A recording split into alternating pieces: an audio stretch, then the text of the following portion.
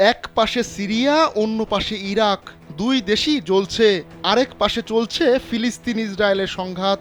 দশকের পর দশক এমন বাস্তবতা মেনে নিয়েই মধ্যপ্রাচ্যে শান্তিপূর্ণ অবস্থান বজায় রেখেছে জর্ডান।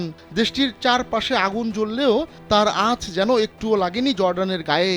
মধ্যপ্রাচ্যের সাম্প্রতিক সংঘাতপূর্ণ বাস্তবতায় এমন ঘটনা প্রায় অবিশ্বাস্যই বলা যায়। তবে কয়েক মাস আগে এই জ্বলন্ত উনুনে হাত দিয়েছিল জর্ডান।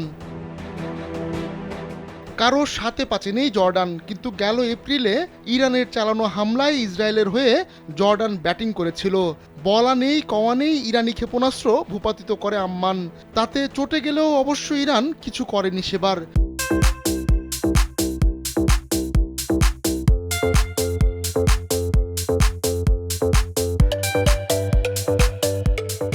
তবে বিরক্ত ঠিকই হয়েছিল, কিন্তু ইসরায়েলকে বাঁচাতে কেন তৎপর হয়েছিল জর্ডান? আর মধ্যপ্রাচ্যের সংঘাতেই বা কেন অন্য দেশ জর্ডানের পায়ে পাড়া দিয়ে ঝগড়ায় মাতে না? প্রাকৃতিকভাবেই সুরক্ষিত জর্ডান। দেশটির প্রায় ৭৫% এলাকার জলবায়ু মরুভূমির মতো। আবার জর্ডানে মার্কিন বাহিনীরও উপস্থিতি আছে। অবশ্য সেই সংখ্যাটা ৩,০০০-এর আশেপাশে হতে পারে।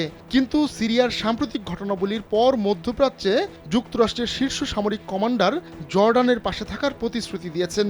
সিরিয়ার সংঘাত যেন জর্ডানে ছড়িয়ে না পড়ে তা নিয়ে ওয়াশিংটন প্রতিশ্রুতিবদ্ধ বলেও জানিয়েছেন এই কর্মকর্তা।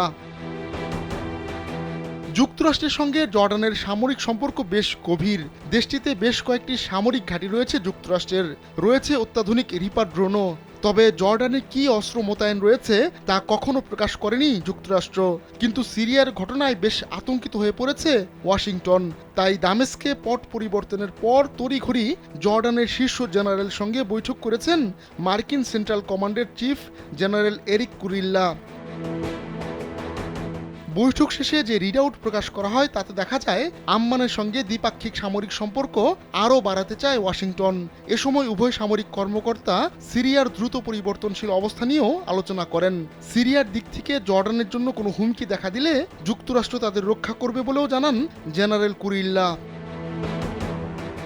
যুক্তরাষ্ট্র কতটা সিরিয়াস তা বুঝিয়ে দিয়েছেন মার্কিন প্রেসিডেন্ট জো বাইডেনও। ফোন করে তিনি জর্ডানের বাদশাহ দ্বিতীয় আবদুল্লাহকে জানান, মধ্যপ্রাচ্য অঞ্চলে স্থিতিশীলতা বজায় রাখতে আম্মানকে সহায়তা করতে চায় যুক্তরাষ্ট্র। সিরিয়ায় বাশার আল আসাদের ক্ষমতাচ্যুতির পর বিদ্রোহীরা দেশটির কুখ্যাত কিছু কারাগার থেকে হাজার হাজার বন্দীকে ছেড়ে দিয়েছে। এতে আতঙ্ক ঘিরে ধরেছে যুক্তরাষ্ট্র ও তার মধ্যপ্রাচ্যের মিত্রদের। আহমদুল্লাহ শিকদার, কালবেলা।